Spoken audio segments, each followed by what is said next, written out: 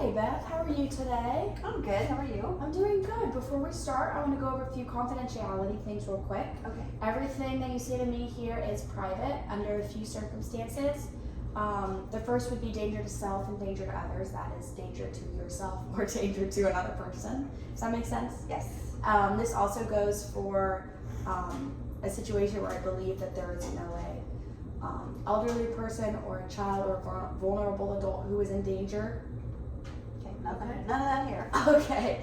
Also, if any of our information is called in a court, then I would have to disclose that. But other than that, everything you say to me is confidential. Does that all make sense and that's all okay? It makes sense. I understand. Okay, perfect. So how are you doing today? I'm good. Good. What things bring you in? I'm still struggling a bit with my son being overseas in the military. Okay. So it seems kind of like that. How's he doing? Is his mental health affecting yours? That's a good question. It does. His mental health definitely affects my mental health. It's hard when your children are so far away, and especially in a circumstance where you can't help them. As a mom, we want to fix things. We want to help, and literally, that's impossible. Okay. And you have other children, correct? I do. Does his struggle seem to overpower your other children? Do you seem to focus solely on him? Is it hard to find that balance? I think it was hard to find the balance in the beginning. I think it's definitely more balanced now, but things have also calmed down. So, he went in pretty depressed, kind of regretting his decision right when he went in, and that was pretty hard.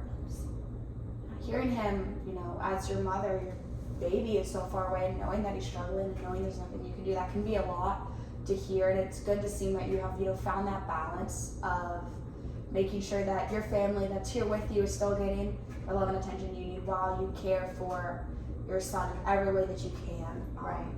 Does this include any fear for his safety, since he is Absolutely. a Marine? Yes. Absolutely. Yes. Okay. Yes. That makes sense. So how are you coping with this? Because it seems like a lot of stress and a lot of intensity, and that's just not something that a lot of people go through.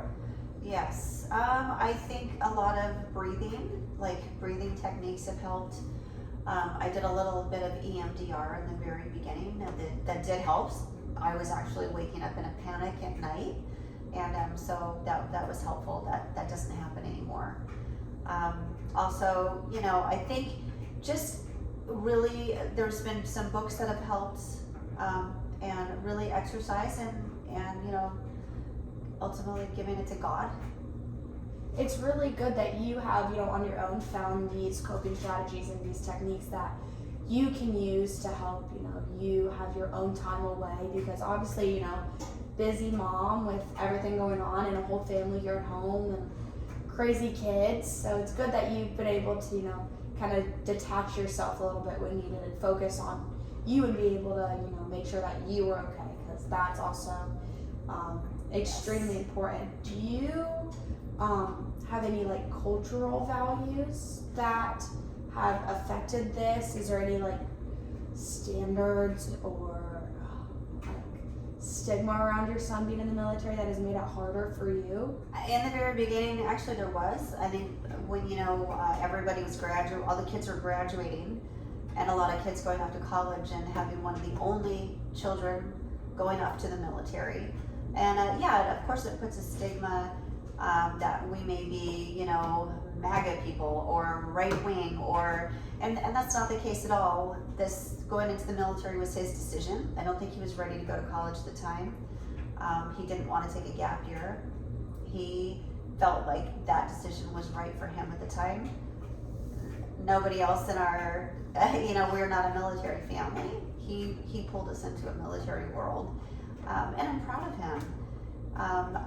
I would have preferred him to go to college. It would have been easier and a lot less stressful. But I'm proud of him, and I think he'll come out a good man. Good. You seem like a very, very proud mom, and I love that he brought the military into your family. As it's such an important path that It's a scary path. Yes. It's an important path. Very brave path. Yes. Do you have anybody that you talk to? Anybody else? Any family? Any friends?